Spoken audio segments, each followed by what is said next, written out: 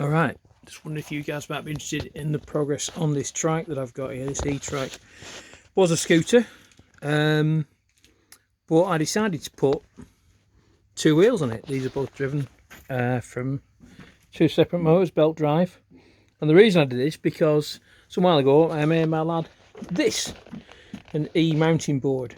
And the problem is it's a lot faster than the scooter. And I couldn't possibly have him getting away from me and without me being able to catch up. So what I did was I basically got another one of these drive units from this mounting board and stuck it on the back of the scooter.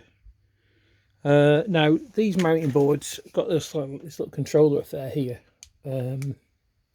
with a thumb throttle. Need to turn it on down here first of all. So how this works is that you push it forwards.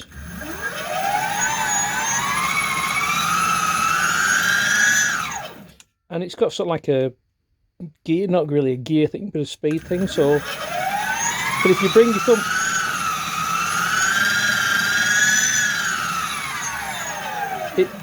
each time you push your thumb forward, let it back, and then push it forward again, it's like a gear change. It goes up a speed setting, and it's also got an e-brake. When you pull it backwards, it electronically brakes, which is pretty good. So basically, I want that functionality. I want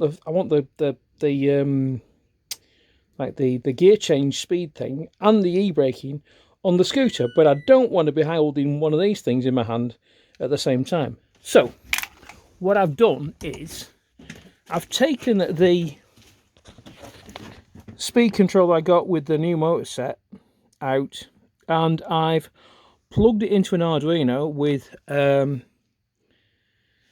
e-pot, and I've made like a throttle and brake style controls, thumb throttles and thumb brake. So this is the throttle, this is the brake, and these are for the going to go on the scooter handlebars. So there's a bit of software in the Arduino that makes sure that the two throttles look to be one of these thumb throttle things. That's the one that came out of the hand controller set. So there's a bit of software in there just to make sure that if the brake is seen, it always overrides the throttle and that sort of thing. But it seems to work pretty good. So if I give that some power, and while the Arduino's powering up, we'll turn the scooter on, and the actual scooter controller, and then let's see if I can do this now without. So this is the throttle.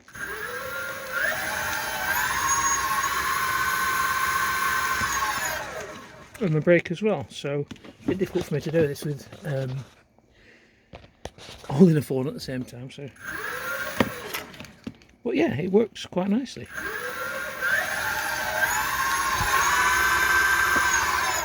And there's e-braking. So throttle. Then I'm going to apply the brake now. There we go. And there's the brake override and the throttle. And of course it kicks off straight away again, because I've got my thumb on the throttle control. But yeah, so those two thumb throttles, they're pretty good. This is going to go on the handlebars up here when I've worked out where everything's going to go. And I've got the handset controller that was in this little case thing here, plugged into the 5-volt power supply through this micro USB connector. And it all seems great. So if I turn the power off, the Pi and the controller go off at the same time, and fortunately it remembers it's syncing some kind of non-volatile memory, so that it's pairing, so that this remembers it's pairing to the scooter motor controller, which is great. So yeah, looking forward to getting all that on the scooter. Keep an eye out. Thanks guys.